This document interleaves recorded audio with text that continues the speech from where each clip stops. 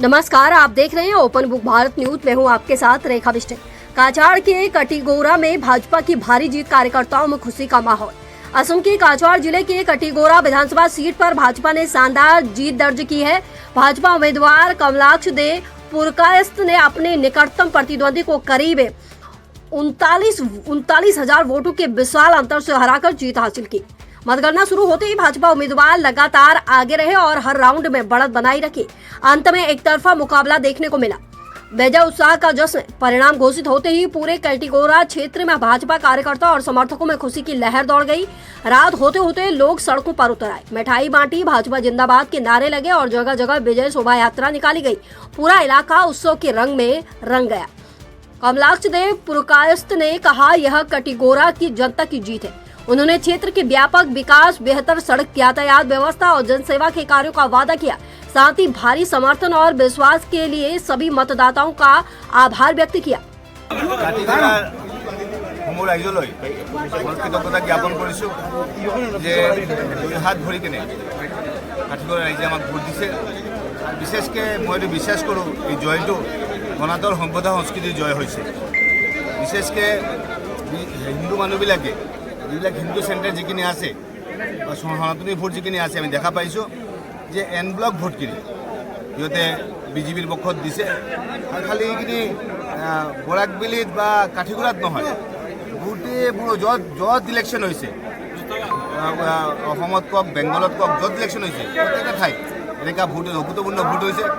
মই মোৰ কৃতজ্ঞতাটো জ্ঞাপন কৰিছোঁ। আগন্তুক দিন যাতে আমি কাঠিগড়াখন যাতে আমি আগবঢ়াই লৈ যাব পাৰিম, এইটো হৈছে মুখ্য উদ্দেশ্য।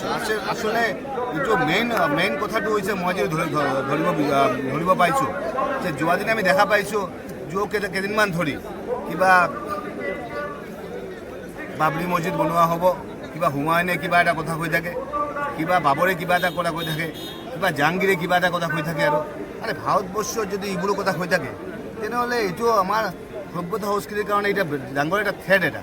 সেইটো কাৰণে মই ভাবোঁ যে সনাতন সভ্যতা সংস্কৃতি বিস্তাৰ লাভৰ কাৰণে আজি প্ৰত্যেকটা মানুহে ভোট দিছে। আৰু বিশেষকৈ মই এটা কথা ক'ব বিচাৰিছোঁ, এই যে ৰাষ্ট্ৰবাদী মুছলমান যিখিনি আছে, ৰাষ্ট্ৰবাদী মুছলমানখিনি আমাৰ লগত আছে, আমাক ভোট দিছে। সেইটো কাৰণে অভূতপূৰ্ণ আজি দেখা পাইছোঁ যে এই জয় ৰাইজৰ জয় হৈছে, এই জয় সনাতন সভ্যতা সংস্কৃতিৰ জয় হৈছে। আৰু আগন্তুক দিন যাতে আমি এই সমষ্টিৰ যাতে আমি গোটেইখিনি লৈ কেনে যাতে আমি যাতে এটা প্ৰতিষ্ঠিত সমষ্টিত ৰূপান্তৰিত কৰিব পাৰি। কাৰণ আপোনালোকে জানে যে আমাৰ মাননীয় মুখ্যমন্ত্ৰী হেমন্ত বিশ্ব শৰ্মা ডাঙৰীয়া বিগত 5 বছৰে যে অভূতপূৰ্ণ যিখিনি কাম কৰিলে, ডেভেলপমেণ্টৰ ক্ষেত্ৰত যিখিনি মাইলষ্টন গঢ়ি তুলিলে, মই ভাবোঁ যে ভাৰতবৰ্ষৰ ইতিহাসত এনেকুৱা এজন মুখ্যমন্ত্ৰী এজন ভিজন থকা মুখ্যমন্ত্ৰী, he is a visionary leader. আৰু মই ভাবোঁ যে এই মুখ্যমন্ত্ৰীজন খালি অসমত নহয়, আমি যেতিয়া ৱেষ্ট বেংগলত গৈছোঁ, আমি যেতিয়া ইউপিত গৈছোঁ, এটাই কথা হৈ থাকে যে আপ কাহা সে আয়া, हम तो असम से आया। तो ठीक है, आपका चीफ मिनिस्टर बहुत बढ़िया आदमी है, बोलने का स्टाइल बहुत अच्छा है। যে এজন মুখ্যমন্ত্ৰী যিজন সমস্ত ভাৰতবৰ্ষৰ বুকত নিজক প্ৰতিষ্ঠিত কৰিছে, আমাৰ ৰাজ্যখন প্ৰতিষ্ঠিত কৰিছে। মই ভাবোঁ এই দাবীখন মোৰ দাবী নহয়, গোটেই ৰাইজৰ দাবী। ৰাইজৰ দাবী মতে মই ভাবোঁ যে আগন্তুক দিন মাননীয় মুখ্যমন্ত্ৰী হেমন্ত বিশ্ব শৰ্মাৰ নেতৃত্বত আমি যাতে বিশেষকৈ কাঠিগড়া সমষ্টি বৰাকবেলিখন যাতে আমি আগবঢ়াই লৈ যাব পাৰি, তাৰ কাৰণে যি কৰিব লগা আছে প্ৰত্যেকক লৈ কেনে নিশ্চয় আমি আমাৰ কামখিনি কৰি থাকিম। আপুনি কিমান ভোটৰ ব্যৱধানত জয়ী হৈছে? 39,000 ভোটত ইতিমধ্যে যিটো বিবৃতি এটা গণনা চলি আছে, 102 ভোটৰ ইফাল সিফাল থাকিব।